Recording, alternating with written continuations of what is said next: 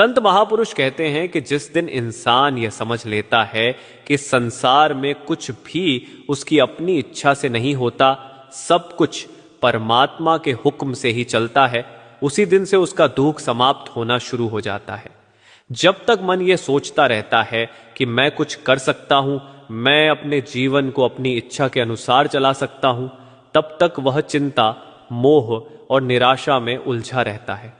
लेकिन जिस दिन यह अनुभूति होती है कि सब कुछ तेरे हुक्म से ही हो रहा है प्रभु, उसी दिन से भीतर आनंद उतरने लगता है। गुरु अर्जन देव जी की वाणी में यह भाव अत्यंत कोमल और गहरा रूप लेकर प्रकट हुआ है। जब जीवन के सबसे कठिन क्षण आए, जब शरीर को तपते तवे पर बिठाया गया, तब भी उनके होंठों पर यही वाणी आई। शब्द में कहा गया है, तेरा किया मीठा लागे, हरि नाम पदारत नानक मांगे। वह क्षण भी मीठा लगने लगा, क्योंकि वह प्रभु के हुक्म में था। जब इंसान यह समझ लेता है कि प्रभु जो कुछ करता है वह हमारी आत्मा के कल्याण के लिए करता है, तब वह विरोध नहीं करता, केवल स्वीकार करता है। सद्गुरु हमें यही समझाते हैं कि रजा में रहना केवल शब्दों की बात नहीं है, यह आत्मा की अवस्था है।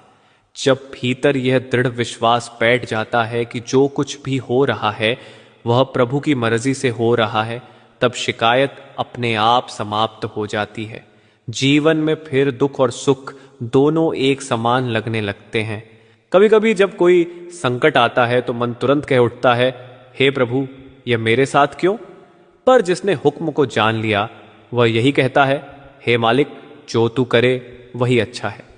यही भाव सतगुरु सिखाते हैं, हर परिस्थिति में प्रभु की मर्जी को मीठा मानना। संतों के अनुसार हुक्म ही इस सृष्टि का आधार है।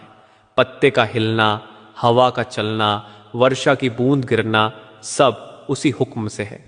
जब यह बात हृदय में उतर जाती है तो मनुष्य का दृष्टिकोण बदल जाता है।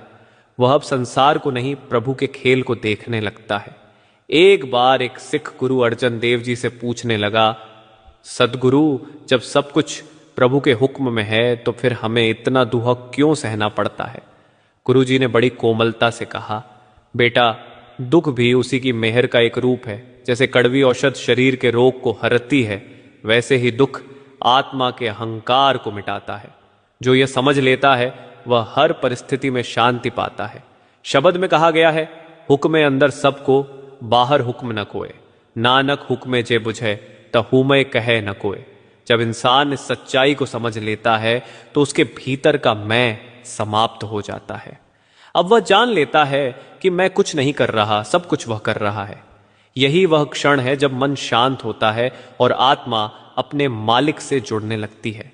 एक बार एक शिष्य ने अपने सद्गुरु से पूछा, मालिक, जब सब कुछ हुक्म में है तो क्या हमें कर्म नहीं करना चाहिए?